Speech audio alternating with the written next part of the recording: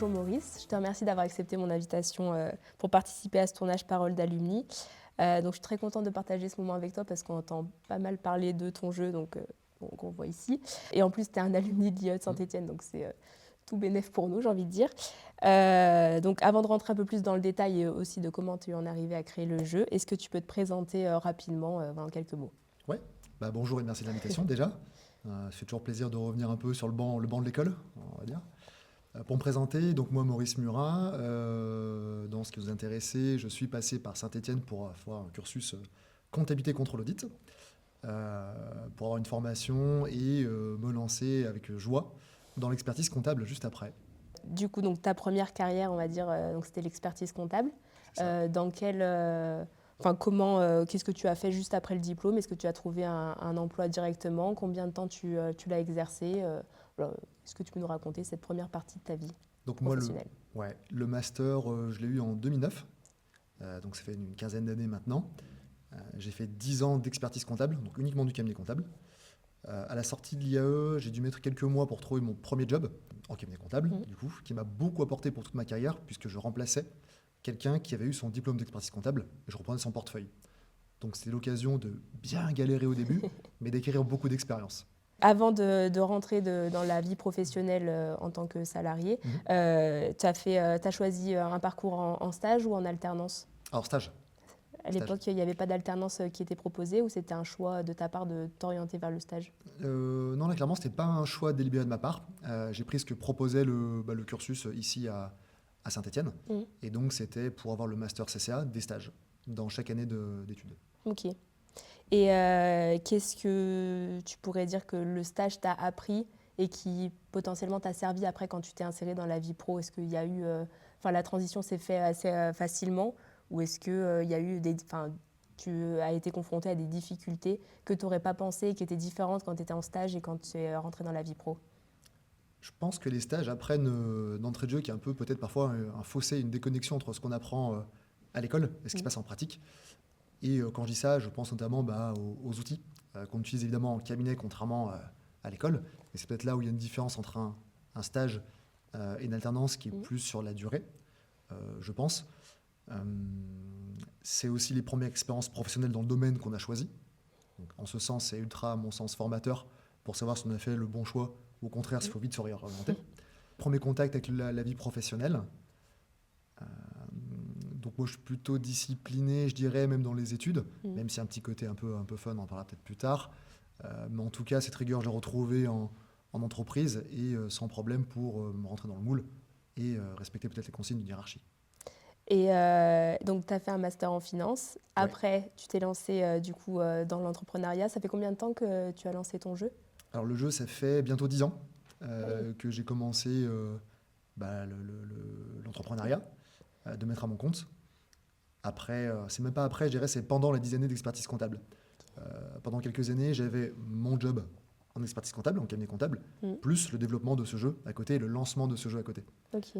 Il est arrivé un moment donné où, en 2019, je ne pouvais plus cumuler les deux, c'était pas possible, où j'allais mal faire l'un ou l'autre. Mm. Là, il fallait faire un choix. Est-ce que je lâche l'expertise comptable, avec toute la sécurité qu'il peut apporter ce métier, ou est-ce que je me lance dans l'entrepreneuriat, avec un point d'interrogation sur la longévité et la pérennité d'un projet? Et comment tu as fait ce choix-là? Qu'est-ce qui était dans la balance? Je pense que c'est plus facile de rester en cabinet comptable et plus classique que de se lancer à son compte dans le jeu de société. Donc j'ai pris peut-être ce qui pourrait être l'expérience d'une vie un peu plus singulière, quoi. Ouais. Et du coup, comment ça t'est venu de faire le jeu en même temps que ton autre job? Pourquoi un jour c'est tombé comme un cheveu sur la soupe? Ou c'était quelque chose que ça fait longtemps que tu y réfléchissais sans avoir le déclic pour passer à l'action? Alors le jeu, on l'a créé avec des amis. C'est pas venu du jour au lendemain, c'est que malgré nous, on avait un peu nos propres délires, nos propres tics de soirée, de jeux en soirée. Et un jour, on s'est dit, mais imagine, on sort vraiment un jeu avec nos délires. Et de cette phrase-là lancée fin 2014 avec un ami, eh ben, on a pris nos ordinateurs, des papiers, des stylos, on a mis des idées sur papier. On a fait émerger l'idée du jeu. Et on a commencé à concevoir les contours de ce jeu, de ce projet. Et ton parcours en finance, en master et du coup toute ta première carrière, en quoi ça t'a aidé pour créer ton entreprise et maintenant pour la gérer? Alors clairement, c'était un gros plus. Très sincèrement, que ce soit les cours Ouais. en master compta, enfin tout mon cursus d'étudiant, en compta, en gestion, tout le bagage que ça peut m'apporter, plus l'expérience en cabinet comptable, sincèrement, m'a amené beaucoup de sérénité pour créer ma boîte, la faire croître et la pérenniser. Pourquoi? Parce que en cabinet comptable, on apprend enfin, en cabinet comptable, pendant les cours, Mm. on apprend malgré nous des réflexes. En fait, au-delà de simplement apprendre les cours, on a des réflexes. Si je suis confronté à tel cas, où avoir l'information, Mm. comment me référer à l'information qui va me permettre de traiter le problème. Ça m'a été très utile. Et par la suite, en cabinet comptable, qui est pour beaucoup, je pense, la suite logique après un master CCR, notamment pour ceux qui veulent avoir le diplôme d'expertise comptable, là, on est tôt ou tard le bras droit de dirigeant au quotidien. Donc on voit la face cachée Mm. d'entreprise que le consommateur voit en se baladant. Nous, on voit vraiment la stratégie du dirigeant de son entreprise, comment il s'approvisionne, quelle est sa stratégie, comment il recrute, quels sont les besoins qu'il a pour atteindre son objectif, ses ressources. Et ça m'a beaucoup appris, évidemment, pour appliquer ses propres éléments à mon entreprise. Savoir-être, pareil, est-ce qu'il y a des choses qui sont nécessaires en tant qu'expert comptable que maintenant, en tant que aussi dirigeant, tu mets en application et qui te sont utiles dans ta vie quotidienne? Ouais, là-dessus, clairement, j'ai deux choses qui me viennent en tête, c'est la communication et l'adaptabilité.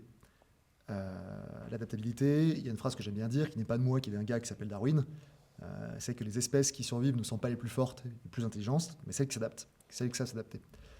Clairement, si moi aujourd'hui en entreprise, je ne m'adapte pas à mon marché, je ne m'adapte pas à mes interlocuteurs, à mes salariés, à mes clients, ça va être compliqué. Si je prétends que ce que je pense est la bonne idée sans me soucier de ce qui est à côté, je pense que je vais dans le mur.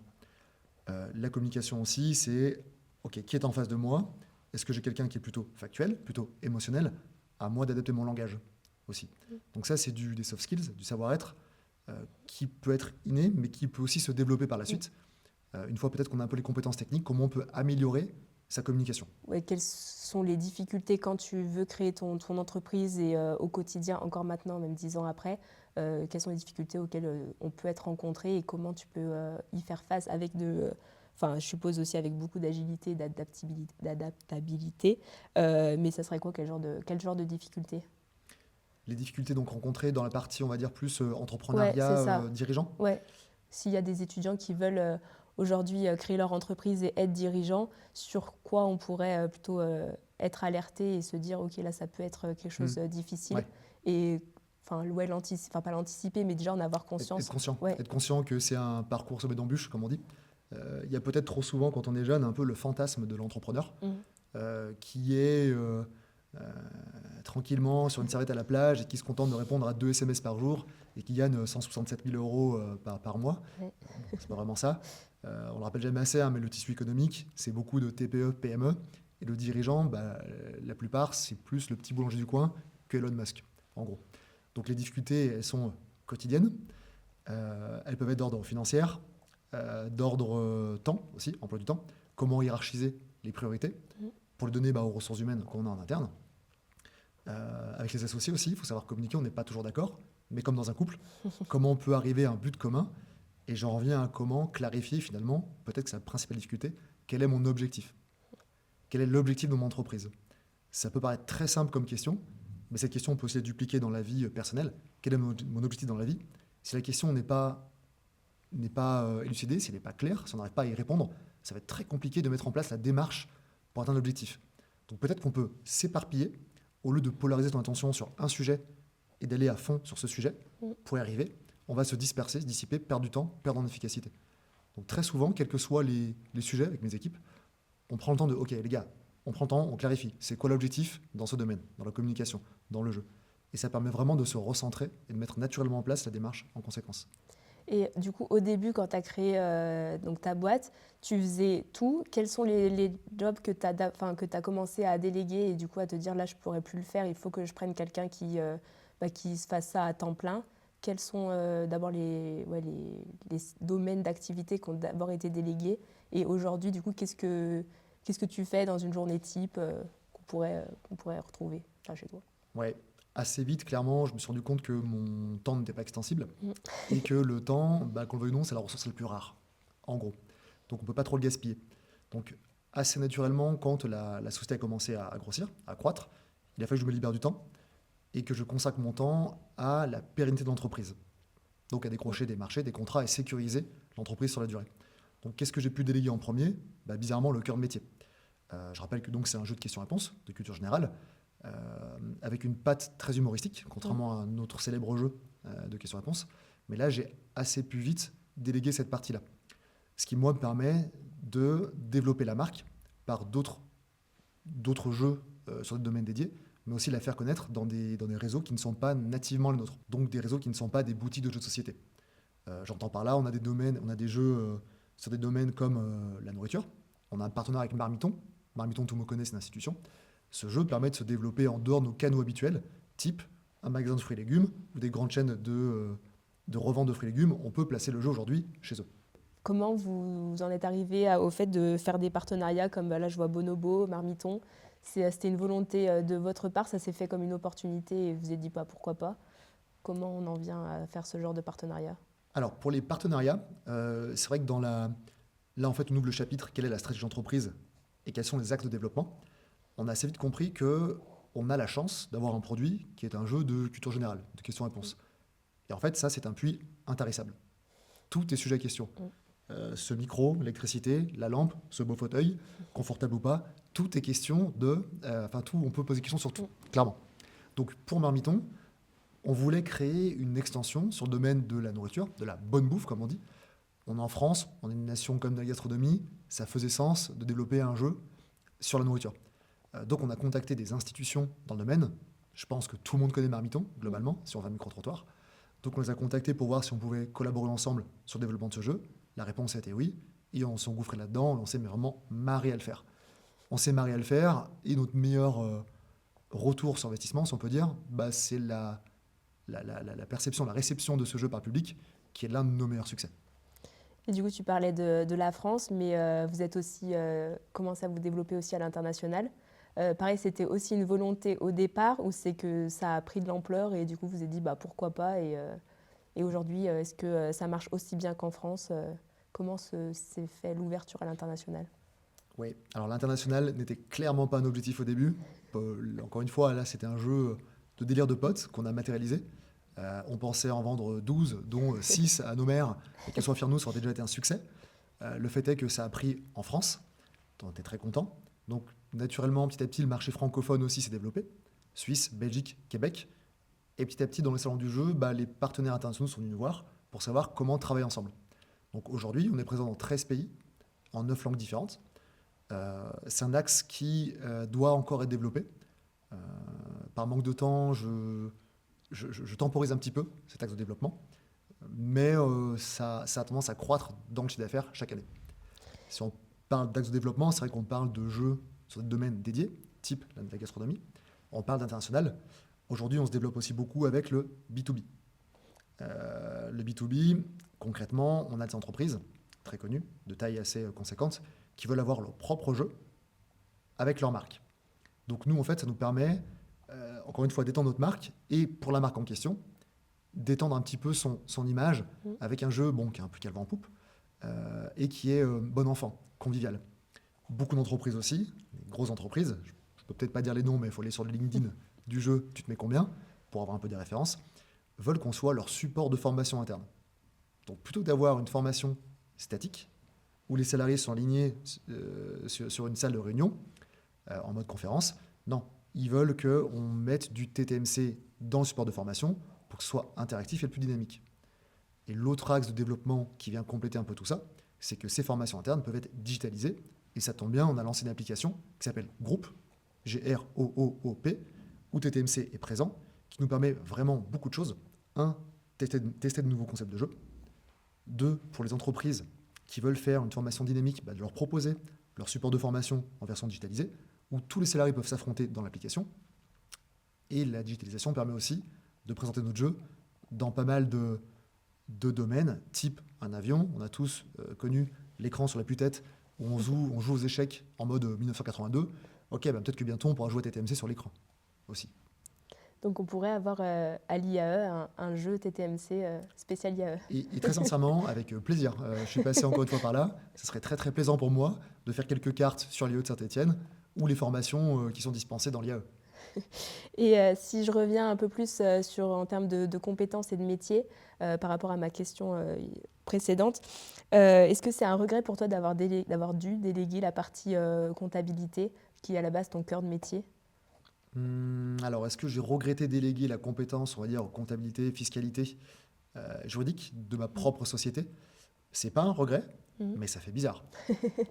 Ça fait bizarre d'être le sachant, le technicien de la boîte dans ce domaine et de dire à quelqu'un, tiens, je te confie la responsabilité. Parce que, encore une fois, moi, c'était mon cœur métier pendant 10 ans, donc je t'ai payé pour ça. Et aujourd'hui, je paye quelqu'un pour faire ce que je sais faire. Donc c'est vrai que ça fait un peu bizarre, hein, encore une fois, clairement. Mais j'ai pas le choix, si je veux développer et pérenniser l'entreprise, que de déléguer cette tâche à quelqu'un qui le fera tout aussi bien que moi, pendant que moi, je vais apporter d'autres projets pour la société. Est-ce que c'est un plaisir du coup d'avoir basculé sur d'autres tâches qui aujourd'hui constituent ton quotidien? Est-ce que c'est aussi... Ouais, tu t'épanouis dans cette nouvelle vie-là? je pense que c'est la suite logique. Précision, moi, le RAF que j'ai embauché, on parlait de réseau tout à l'heure, mon cabinet comptable, c'est quelqu'un que j'ai connu quand j'étais en cabinet comptable. Le RAF que j'ai embauché, c'était aussi un collègue quand j'étais en cabinet comptable, dans notre cabinet comptable. Donc, clairement, la force du réseau, ultra important dans la vie active. Et pour revenir à ta question, est-ce que je suis aujourd'hui dans les tâches qui me sont attribuées, je dirais, dans le rôle de dirigeant d'entreprise? Clairement, la réponse est oui. Et c'est vrai que naturellement, plus on se développe, moins on fait d'opérationnel. Je suis un peu un passionné d'entrepreneuriat depuis gamin. J'aime bien un peu ces histoires de comment les gars ont eu une idée, comment ils l'ont mis en place, comment ils ont atteint la taille aujourd'hui, d'entreprises qu'on connaît tous. Et par exemple, on sait tous que Bill Gates, aujourd'hui, il n'est pas là à souder des microprocesseurs sur un clavier QWERTY, évidemment. Donc moi aussi aujourd'hui, je me tiens toujours à relire toutes les cartes qui sortent, qui vont dans le jeu. Ok. C'est vraiment quelque chose où je prends du plaisir et ça me fait marrer. Clairement, ça me fait encore marrer comme au premier jour. Par contre, c'est sûr que dans ma semaine, c'est une tâche qui me prend très très peu de temps par rapport au reste. Et combien de temps tu passes à jouer avec le groupe de copains qui ont eu l'idée par semaine? Est-ce que tu joues encore et est-ce que tu prends plaisir encore à jouer à ton Alors, propre jeu? plus le temps passe, moins je joue aux jeux qui sont sur le marché. Parce que j'ai vu les questions avant, parce que je les ai moi-même créées. Par contre, là, mon plaisir, il est justement dans la conception des jeux. D'en trouver de nouveaux sujets, mais aussi de nouvelles mécaniques. Là, on est en train de plancher sur le TTMC qui sortira en 2026, qu'on appellera TTMC Cool. Donc, je rappelle juste le principe du jeu. Je te donne un sujet, tu dois te noter de 1 à 10 sur le sujet.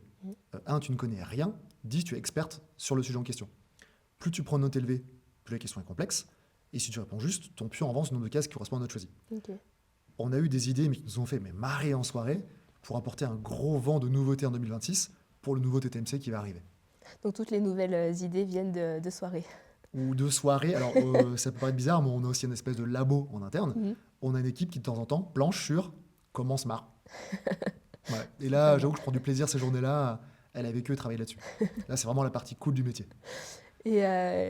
Et donc là, si on fait un peu plus le parallèle avec l'IAE, malgré tout, juste tout à l'heure, tu as témoigné devant des étudiants de licence.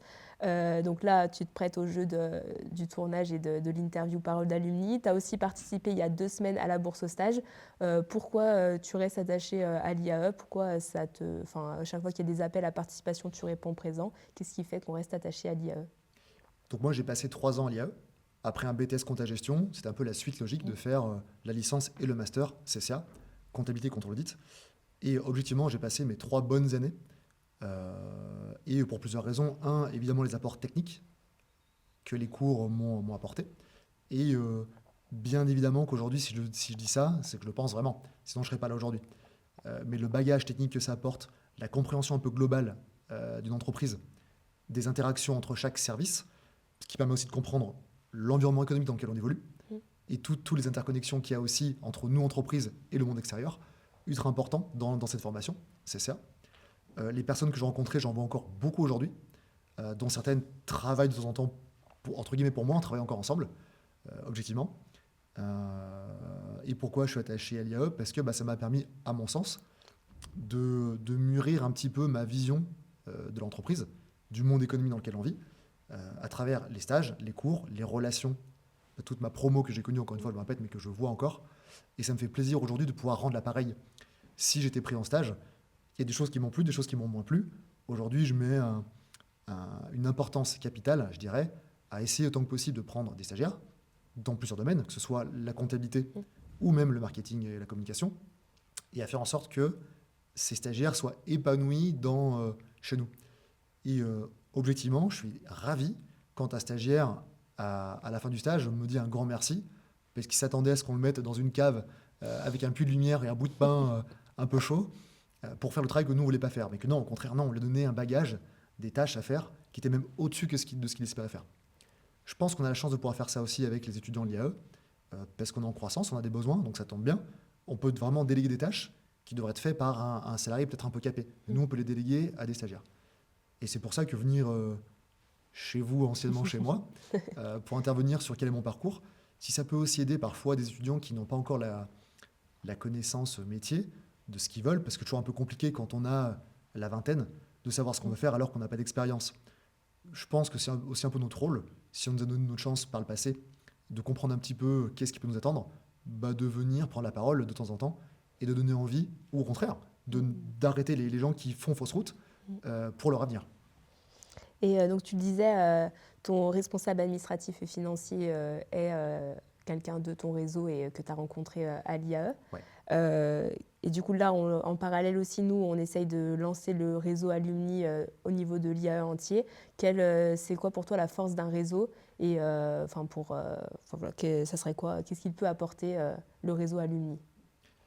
Je pense que le réseau Alumni, comme tout réseau, si on parle de réseau pro, beaucoup d'entre nous connaissent les BNI, les CJE, ça apporte des gens qui se rendent compte qui peuvent être complémentaires, où on peut trouver la bonne adéquation. Même si on parle de personnes qui ont fait le même parcours initial, type comptabilité, contrôle audit, même si c'est la même tâche, aujourd'hui je bosse avec des gens qui ont fait de la comptabilité et je les embauche. Et c'est pas parce qu'on a la même formation initiale qu'on a le même savoir-être, pas les mêmes soft skills. Et pour autant, il faut cette complémentarité pour arriver à l'objectif de la société.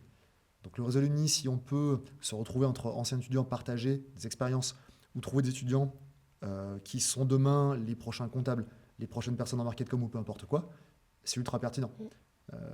C'est peut-être aussi les salariés de demain ou les entrepreneurs de demain. Et plus tôt on peut échanger ensemble, plus tôt on sera performant, je pense, demain. Eh ben, on arrive à la fin de cette interview. Donc pour le mot de la fin, qu'est-ce que tu pourrais dire à quelqu'un qui ne connaît pas ton jeu de l'acheter? Convainc-nous. Beaucoup de gens ont encore un regard sur le jeu comme étant quelque chose d'un peu ringard, alors que ça le vend en poupe depuis 10-15 ans, et tous les jeux ne sont pas ennuyants. Je pense que quand on se met autour d'une table avec un jeu de société, on en apprend vachement sur les personnes qui sont avec nous, vraiment. Ce jeu de société en particulier, il enlève le côté frustrant d'un grand jeu concurrent de questions-réponses qu'on connaît tous, où on connaît ou on ne connaît pas. Là, le fait de pouvoir s'auto-évaluer fait que soit on se marre et on avance, soit on apprend quelque chose. Et c'est ce qui fait la force de ce jeu, c'est ce qui, je pense, peut séduire un potentiel futur client, acquéreur. Donc, tester le jeu TTMC. Ouais, faut pas hésiter. Il y a même des cartes de comptabilité dedans, je le rappelle, fiscalité de droit des contrats, qui ont été faites par moi-même. Donc on se marre avec le droit des contrats. Merci beaucoup pour cette interview. Merci à toi. Et est-ce que tu veux donner les contacts où on peut retrouver TTMC ou échanger avec la société si jamais on est intéressé? Oui, bien sûr. Donc le jeu, il est disponible dans toutes les boutiques indépendantes, mais aussi en grande distribution alimentaire et grande distribution spécialisée, type Cultura, Auchan, Carrefour, Fnac, etc. Et pour nous suivre, notamment, on lance pas mal de projets. Je rappelle qu'on a lancé une application, donc on a hâte, nous aussi, de voir comment elle va prendre. On peut nous suivre sur le réseau professionnel de TTMC, donc sur LinkedIn, tu te mets combien. On a aussi, bien entendu, Instagram, où on publie un petit peu de l'actualité et des cartes exclusives. Merci beaucoup. Merci à toi.